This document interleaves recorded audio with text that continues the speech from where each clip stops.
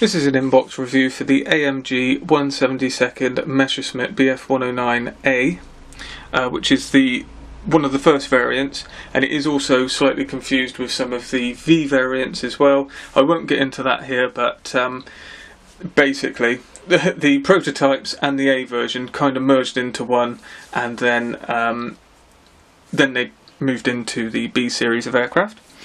So this is a manufacturer that not everyone might be used to. So getting into the kit, as you can see on the front of the box, you do get resin, photo etch and a few other goodies in this kit.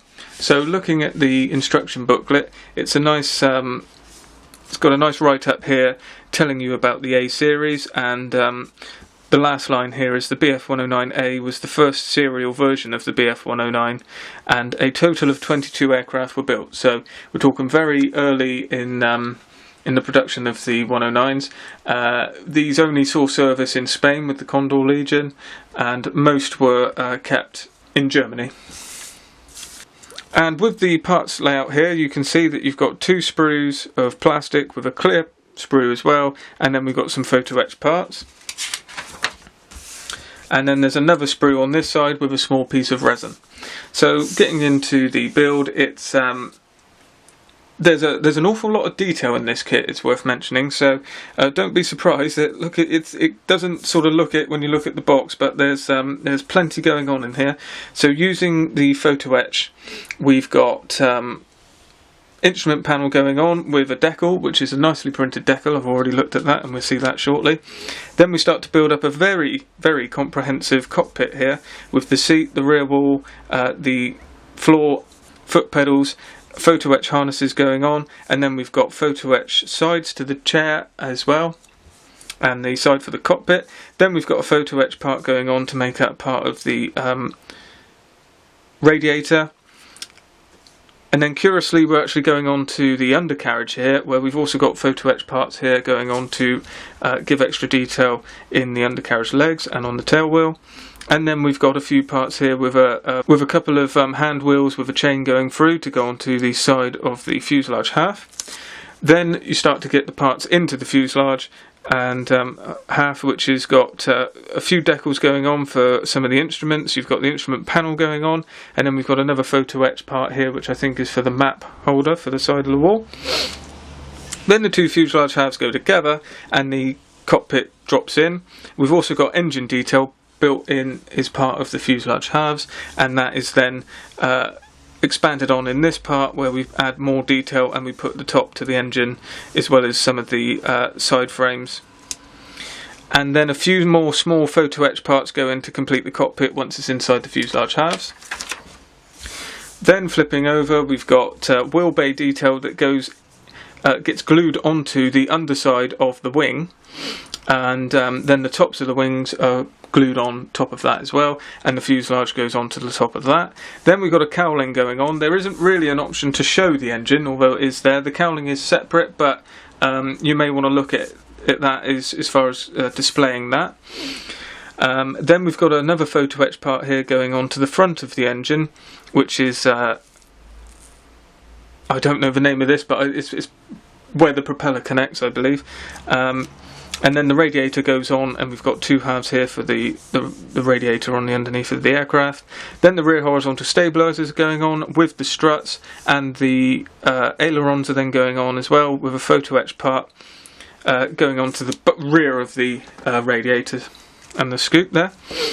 Then a few more small parts. As you can see, still we've got photo etch. There's an awful lot going on here. And then we start to put the windscreen on here as well, and the front of the canopy, as well as the midsection and the rear section of the canopy. And this is the same as the E1 and the E3 Messerschmitt 109. So from the A right the way through to the E3, they had the same canopy. So if you wanted to use a canopy, you know, you can use vac form canopies, etc. for that as well.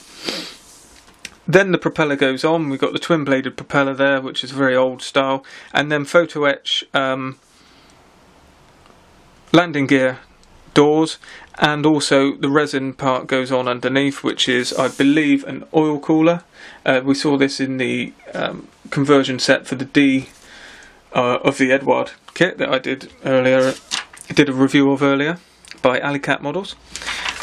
And then that completes the build. Now, very odd in this line of kits, AMG do both 1/72 and 1/48, and they do the range of Messerschmitts from A to D, where pretty much all of those only saw combat in the Spanish Civil War, yet not one of those kits has Spanish Civil War markings. Now, I have a particular interest, but I would imagine a lot of people that would be buying this as well would probably want to do a combat aircraft, so just bear in mind you do not get any markings for aircraft that were in combat.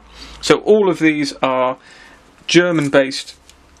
So running through, we've got JG136 of summer 1937, then we've got JG132 Richthofen April 1937, and then another JG132 Richthofen in April 1937. These could perhaps be the same aircraft, it's just one's got a number on it. And then it could be a later version of that one, is what I'm trying to say. And then we've got JG134 of the summer of 1937. The marking scheme is a splinter cap pattern of 7071 on the top with ROM 62 on the underneath. Which is a strange call out, and I'm pretty sure that's wrong looking at it, because 62 is the early war green. Okay, let's just have a look at that. I think that's got to be wrong. Yeah, it's blue on the... I would imagine that's meant to be ROM 65. You might want to check your references there, but I'm pretty certain that is ROM 65, but they've printed 62. And 62 is an early green colour, and that would be a very strange colour to paint an aircraft on the underneath. It does look like we've got swastika included as well for the tail here. And then over the sheet we've got the stencil data, which is quite extensive, as you can see there. So there's a lot going on in this kit, as I said. It's very well detailed. And these have been out a little bit, and I've not jumped on these because for some reason I just didn't think they were that great. But once I looked inside the box, yeah, this is a very good kit. So that's why I've chosen to do a review of this. I've just picked this one up recently. So everything is in one zip tie bag there, with the 3 sprues, and then the clear parts are in another separate bag, so we'll get those out. Then we've also got another bag which has got all of the important stuff, which is photo etch, resin, decals, and also Canopy Masks. So some very useful stuff in here. So getting straight into this bag, we'll look at the decals first. So we've got stencil data, German crosses, swastikas, instrument panels and side instruments for the side walls, and also numbers here for some of the marking options. The decals look very nice. I cannot see very much carrier film at all around the outside of those, so I would imagine these would be no problem whatsoever. I think these are printed by AMG, and I haven't used their decals before. And the stencil data looks very nice, and it is actual words, and everything is in register, and the colour looks extremely good. So on first impression, those decals look good, but obviously you don't really know until you start to use them.